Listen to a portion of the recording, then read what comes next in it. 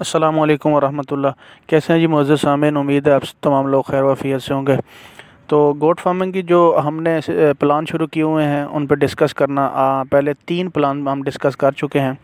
उनमें से 5 या 6 जो टोटल हैं, उनमें से आज चौथा जो प्रोग्राम है, जो चौथा प्लान है या तरीक़ाकार जो हमारे ज़हन में है, वो आप लोगों के साथ शेयर करना है। इसी हवाले से हाज़िर हैं। तो आप लोगों से एक रिक्वेस्ट ये है कि अगर आपको इख्तलाफ हो किसी भी बात से, आप ज़रूर आगाह भी करें और बिल्कुल लॉजिकली हमें इन्फॉर्म भी करें ताकि हम अपने आप को सुधारें, क्योंकि वीडियो काफ़ी लोग देख रहे होते हैं तो किसी को नुकसान ना हो। कोई भी बात अगर मैं गलत कर जाता हूँ तो उसको आप पॉइंट आउट करें ताकि मैं अपनी भी इस्लाह करूँ और जो देखने वाले हैं उनकी भी इस्लाह हो। तो आज जो गोट फार्मिंग का चौथा प्लान जो हमारे ज़हन में है वो ये है कि आपने जो बकरियां जानवर आपको मिलते हैं मंडियों से या मुख्तलिफ़ रेवड़ से, उसमें से जो जानवर जिन्होंने बच्चे गिराए होते हैं उनको सिलेक्ट करना और उनको फिर ब्रीडिंग के लिए प्रिपेयर करके उनसे ब्रीडिंग लेना। जो पिछला प्रोग्राम था वो था कि सिर्फ जानवर को तैयार करके बेच देना। 4 साढ़े 4 महीने 5 महीने रख के जानवर जैसे ही तैयार हो जाता है मुकम्मल, उस वक्त उसको बेच देना। लेकिन अभी ये जो प्लान है इसमें ये है कि उसी जानवर को जिसको आपने तैयार किया है उससे बच्चे लेना।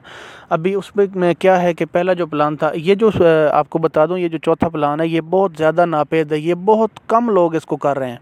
ये जो ब्रीडिंग सेटअप है ये थोड़ा सा इसमें टाइम रिक्वायर्ड होता है, तो इस वजह से लोग कुर्बानी के बकरों पे तवज्जो देते हैं, काटू माल पे तवज्जो देते हैं, प्रेग्नेंट करके बच्चों को बकरियों को बेच देते हैं।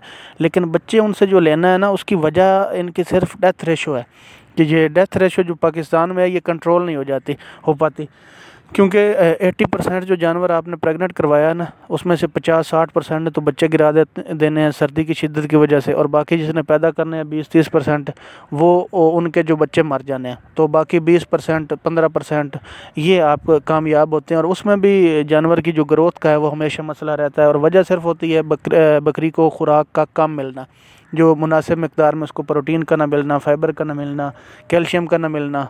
बच्चे में तो कैल्शियम की काफ़ी ज़रूरत होती है उसकी ग्रोथ में, तो वो जब नहीं मिल पाता है तो जानवर नुकसान करता है, बच्चे मर जाते हैं, तो फिर मसाइल रहते हैं। तो ये जो है ना, ये बड़ा एक करने वाला काम है, ये बहुत ज़्यादा प्रॉफिटेबल है, इसमें प्रॉफिट मार्जिन बहुत ज़्यादा है बाकियों की निस्बत। लेकिन इस पर तवज्जो ये, जब तक आप खुराक इनकी मेंटेन नहीं करेंगे तो तब तक ये प्रॉफिटेबल हो नहीं सकता।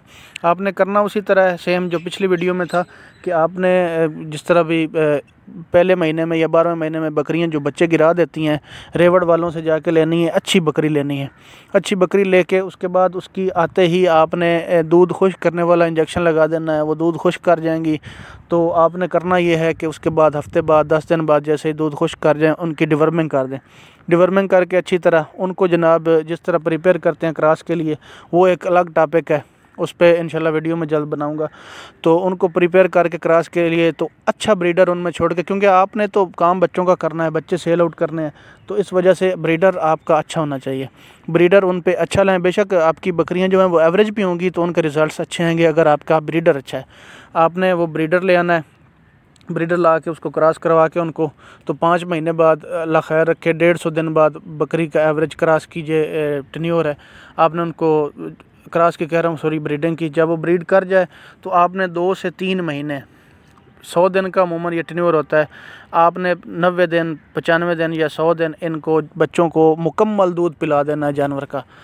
जब वो दूध पी लेंगे तो उसके बाद उनको पहले ही हफ्ते से जैसे ही वो दूध पे लगें, जैसे ही वो पैदा हों तो हफ्ते बाद उनके सामने वंडा रख दें, वो वंडा खाने लग जाएंगे, वंडा भी खाते रहेंगे 3 महीने, दूध भी पीते रहेंगे, तो वो इंशाल्लाह 4 महीने बाद एक जानवर 20,000 25,000 15,000 का एवरेज बिक जाएगा। ये चौथा प्लान था। आगे मैं 5वां ब्रीडिंग इंशाल्लाह मिल्किंग पे बना